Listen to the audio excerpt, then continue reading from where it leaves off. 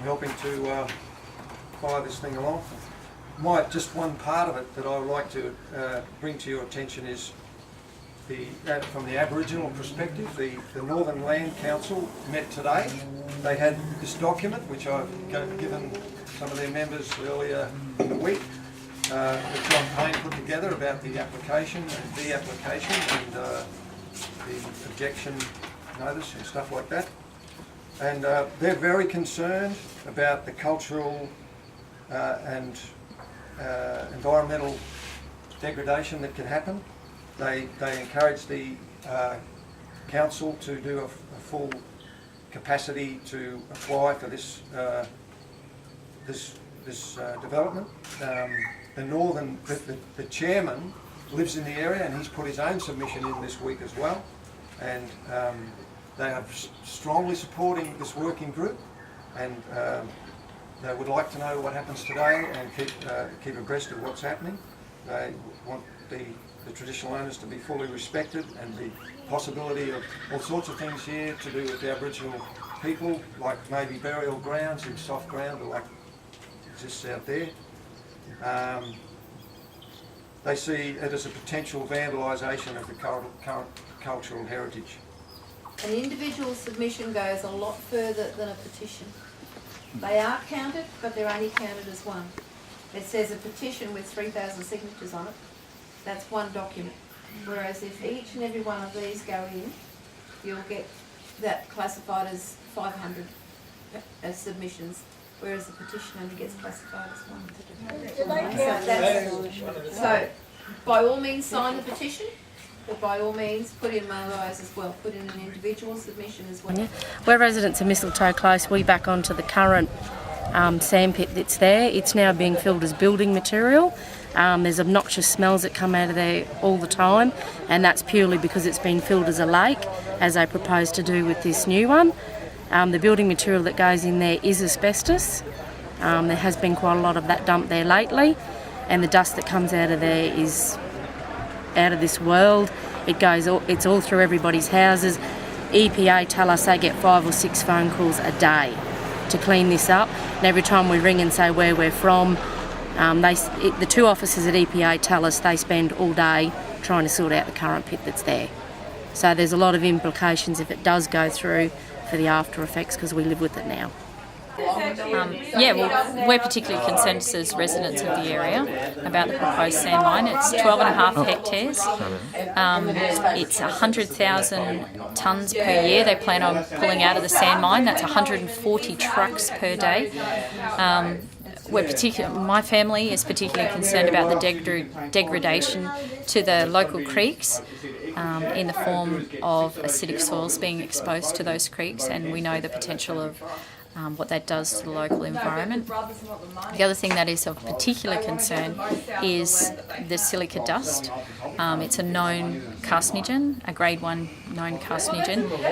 It's lighter than air and it floats everywhere. And depending on which way the winds blow, it's going to affect the different residential areas. So that's our particular concerns. More the local residents around here are concerned about bore water issues, as the water table of this area is only 0.5 metre to 3 metres below ground, and this proposed mine is going to mine to 9.6, in some cases below the ground level. We've got a lot of concerns. I would encourage you all to read the application if you have the time. The 5 major categories that I'll talk about today are the heavy vehicles, the acidic soils, seasonal flooding, and their effects on the local creeks, silica dust and bore water. But some general information first. The Savina family owns approximately 100 hectares of land that is currently zoned as rural, and for many generations has been cane farmed. A local creek flows through, which is Freshwater Creek, flows through this 100 hectares, and it covers approximately 9 hectares. Of the 100 hectares, 12.5 will be utilised as a sand mine, and the other 88 hectares is proposed to be a raised residential area. That is another application, and I know that some people have been objecting to that, which has currently been, removed. It's been deferred. Deferred. It's been withdrawn? Yeah, withdrawn. At the moment? At this stage. But they still propose to go ahead with the sand mine. It is proposed that they will extract sand and it will be used to build up the floodplains and the cane farms by 8.5 metres ADH, that's above the 100-year flood line, to support the residential proposal. The rest of the sand will be sold. The application is to extract 100,000 tonnes of sand per year. There's a lot of sand coming out of this little place behind us here. For the life of the mine, which is between 15 to 20 years. And without council restrictions, it is proposed to operate from 6 a.m. to 6 p.m, 5 days a week, and Saturday morning from 6 a.m. to 12 p.m, 12 noon. Okay, so you can imagine this is going to cause a lot of problems for the area. The local area in which the haul routes are proposed past 2 local schools. Peace Lutheran School is within 500 metres of the proposed site, and Freshwater State School is within 3 kilometres. And I hope I've got that right. It may be closer. The applicant states that they will be using 30-tonne trucks to haul the sand. The proposed plans to have 20 loaded trips, which mean 40 return trips, going past Freshwater State School and through Freshwater and Stratford residential area. The other proposed route is 50 loaded or 100 return trips past the Peace Lutheran School and through the Camarunga residential area per day. These residential streets are not adequate to handle such a large volume of trucks. The route along Lower Freshwater Road and past Freshwater School is particularly inadequate as it's prone to flooding, has a single lane bridge across Freshwater Creek, goes through a dip, over the Cairns Scenic Railway track, 50 metres from the historic Freshwater Railway Station and past Freshwater State School and residential community.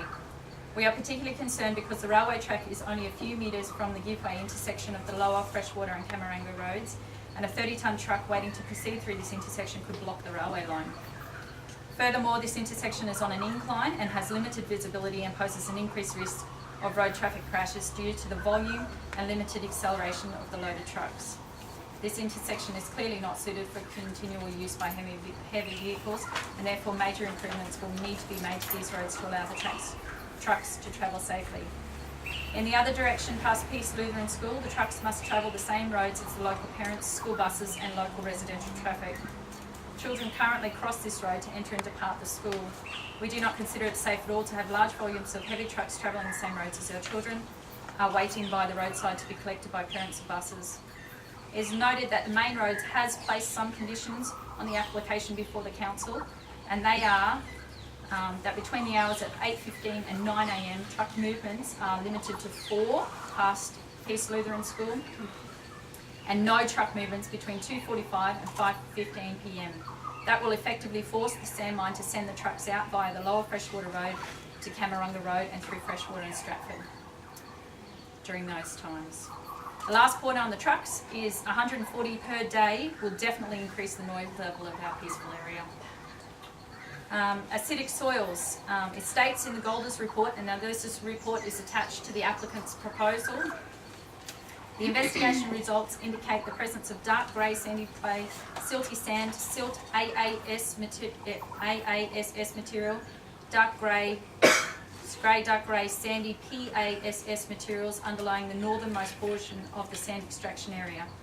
It is our understanding that by disturbing this acidic soil, the soils will release toxic gases into the air, and if they come in contact with water, it will contaminate the water, causing the water to be unsuitable for release into local creeks as it kills native vegetation and marine animals. Given that the proposed site has been identified to contain the above soils and is within a flood area as detailed by the applicant, we know that if the toxic soils are exposed and it is the wet season, the mine will not only fill but overflow, and these highly damaging contaminated waters will flow through Freshwater Creek and into the Barron River and out to the Great Barrier Reef.